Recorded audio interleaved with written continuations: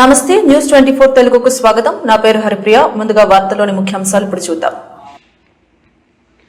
Doctor BR Ambedkar Konaseema జిల్లా కార్ట్రేనికొండ మండలం పల్లంకుర్రు గ్రామంలో 3.5 కోట్లతో నూతనంగా నిర్మించిన విద్యుత్ సబ్స్టేషన్ను ముమ్మడివరం ఎమ్మెల్యే ప్రభుత్వ విప్ దాట్ల సుబ్బరాజుతో కలిసి ఎంపీ హరీష్ మాధుర్ ప్రారంభించారు.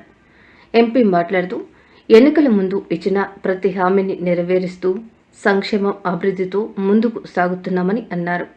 దాట్ల సుబ్బరాజు మాట్లాడుతూ ఈ ప్రాంతంలో గతంలో టీడీపీ ఇప్పుడు కూటమి ప్రభుత్వం హయాంలోనే అభివృద్ధి జరిగిందన్నారు. వైకాపా హయాంలో ప్రజలను మభ్యపెడుతూ కేవలం శంకుస్థాపనలకే పరిమితం అయ్యేవారని అన్నారు.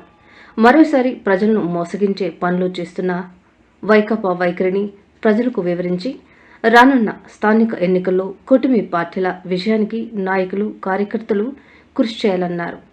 విద్యుత్ సబ్స్టేషన్ నిర్మాణంతో 10 గ్రామాల్లో విద్యుత్ వెలుత తొలగనున్నాయని, సబ్స్టేషన్ నిర్మాణానికి కృషి చేసిన ఎంపీ ఎమ్మెల్యేలను గ్రామస్తులు సన్మానించారు. ఈ కార్యక్రమంలో టీడీపీ, జనసేన, బీజేపీ పార్టీల నాయకులు, కార్యకర్తలు, విద్యుత్ శాఖ అధికారులు పాల్గొన్నారు.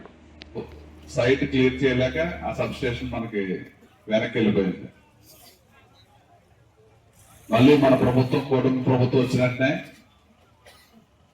ఏదైతే 3 సబ్స్టేషన్లు నేను మంత్రి గారి దృష్టికి తీసుకెళ్ళాం.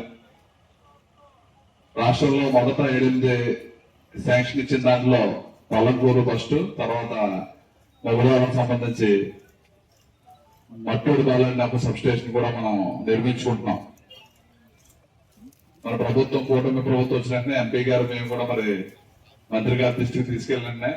మన జిల్లాలో మొట్టమొదటి శాంక్షన్ మనయ్య వచ్చినాయి, మన నియోజకవర్గం వచ్చినాయి. ఎందుకంటే మన కూటమి ప్రభుత్వం అంటే మన ముఖ్యమంత్రి గారు ఎలక్ట్రిసిటీ మీద పూర్తి పట్టున్న ముఖ్యమంత్రి. మన రాష్ట్రం విడిపోయిన తర్వాత ఎలక్ట్రిసిటీ ఎంతో ఇబ్బంది, దాన్ని అధిగమించి మిగులు కరెంట్ తీసుకొచ్చాం మనం. మళ్ళీ గత ప్రభుత్వంలో ఎలక్ట్రిసిటీ ఆస్తులన్నీ తాకట్లు పెట్టారు. ఇవాళ మనకి సర్ఛార్జీలు అనేక రకాల ఛార్జీలు మనం అందరూ భరిస్తాం.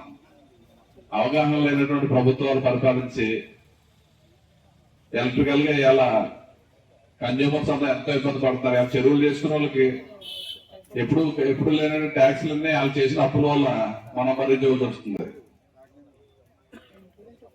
మరి సబ్స్టేషన్ మొన్న ఓపెన్ చేసే ముందు అదే ట్రైల్ వేస్తానని చెప్పి నాకు ఏడీ గారు డిఈ గారు చేస్తే ఫస్ట్ ట్రైల్ వేయమని చెప్పాం.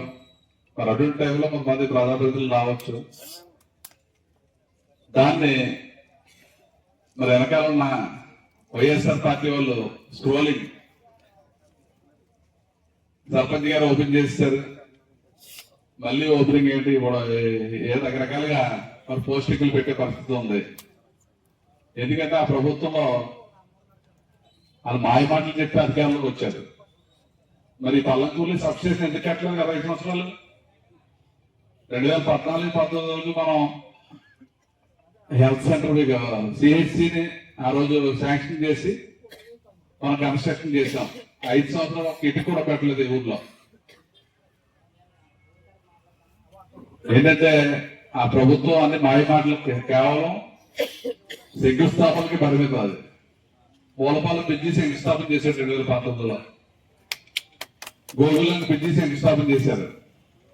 ఎదుర్లంక దగ్గర రాయన్ శంకుస్థాపన చేశారు. ఏదైనా అయిందా? మనం వచ్చిన తర్వాత ఎదుర్లంకలో 80 కోట్ల రూపాయలతో